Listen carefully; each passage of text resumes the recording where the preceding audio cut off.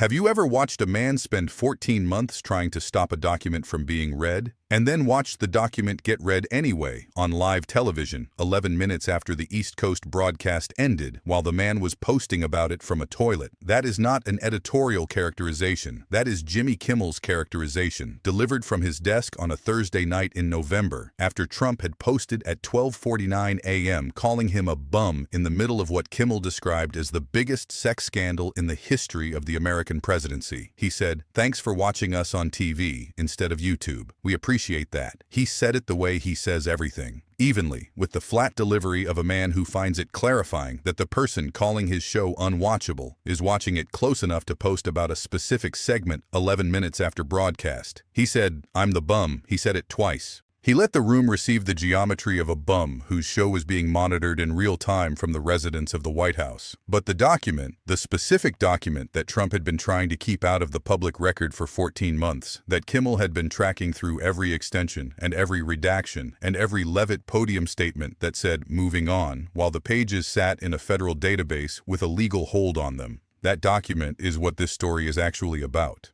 Not the bum post, not the 12:49 a.m. timestamp. The document itself and the specific night Kimmel held it up and read from it, and what happened in the room when he did.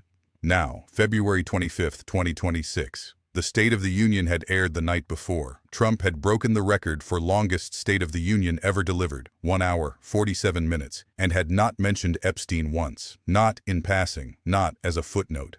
Not in the specific, brief, exonerating way a press secretary might have advised. Name it, dismiss it, move on. He had not said the word. For 1 hour and 47 minutes, the man at the center of the most extensively documented criminal network's contact list, the man whose name appeared 5,300 times across the released files, had stood at the podium of the United States Congress and governed in language as if the document did not exist. Kimmel said the following night, "The Trump-Epstein files did not get mentioned at all by the hippopotamus in the room." He said it once. He moved on. Then he stopped. He said, "Wait." He said, hours before Trump took the podium last night, he reached for his desk where he had placed a printout before the monologue began. He said, "NPR published a bombshell report." He said, "The Justice Department illegally withheld 53 pages of notes and memos from FBI interview transcripts." He let the word illegally sit for one beat, not dramatically. The beat of a man who has just said a word that has a specific legal meaning and wants the room to register it before continuing. He said, "These are FBI interview notes from a woman who told federal investigators that Donald Trump sexually abused her when she was a young teenager." The room went somewhere it had not been in the previous 31 minutes of the broadcast. He said, "These are not allegations from a political opponent." He said, "These are notes taken by FBI agents during a formal investigative interview." He said, "They were withheld from the court-ordered document release for 14 months. He said, "Illegally." He said the word a second time, in the same register, with the same beat after it. He said, "The DOJ has acknowledged this." He said, "I want to be clear about what that means.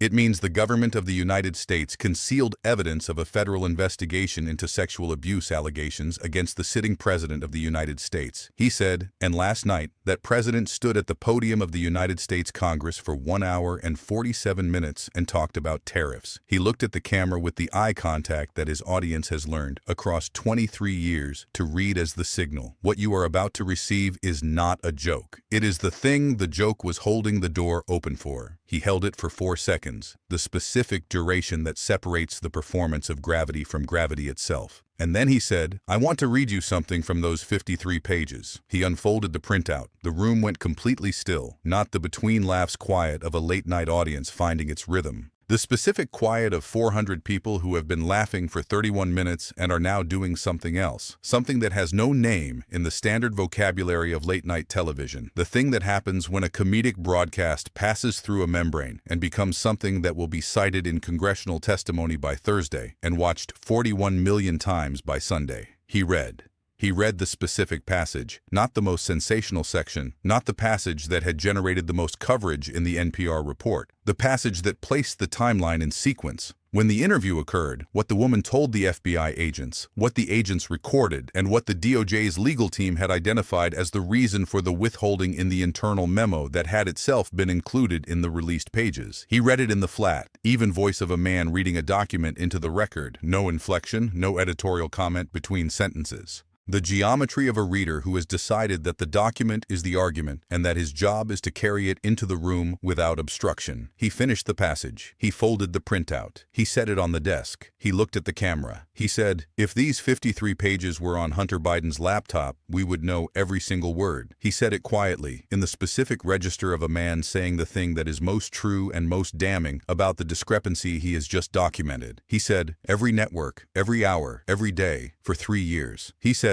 instead, the Justice Department withheld them illegally for 14 months while the president attended rallies, extended ceasefires, and posted about bums. The audience did not laugh. They produced the low, sustained sound of people who have just received something they will carry home with them. Not viral content, not a monologue moment, but the weight of a documented thing that they had been told, in various formulations from various podiums, did not require their attention. Trump posted at 12:49 a.m. He called Kimmel a bum. He called the show low-rated. He said the Epstein narrative was a hoax. He said it in 3 posts across 42 minutes, each one longer and louder than the one before. The specific escalation pattern of a man whose relationship with a document is getting more complicated with each post rather than less. Kimmel saw the posts the following morning. He said, on the following night's show, in the specific register of someone thanking a person who has helped them. He said, "I want to thank the president for watching." He said, "I'm the bum." He said, and he is posting about the bum at 12:49 in the morning while the bum is asleep, which tells you something interesting about who in this relationship has the document problem. He said it once. He moved on. He did not reach for the printout again. He did not need to. The printout had been read. The passage was in the broadcast record. The NPR report was sourced. The DOJ's acknowledgement of the illegal withholding was documented. The 53 pages existed in a federal court filing. The 5,300 references existed in the released document tranche. The 12:49 a.m. post existed on Truth Social. The 11-minute gap between broadcast end and post existed in the timestamp.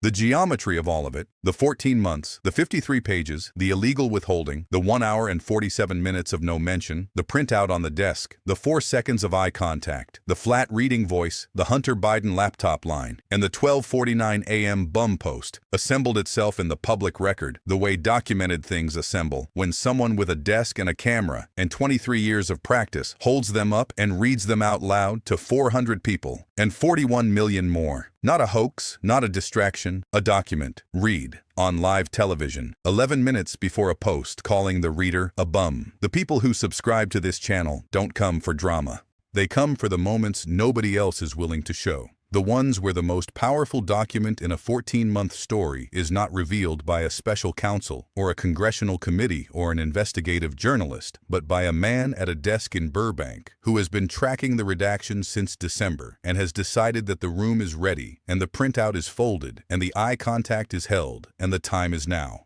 Join them. Subscribe. Turn on notifications. The next truth is already on the table.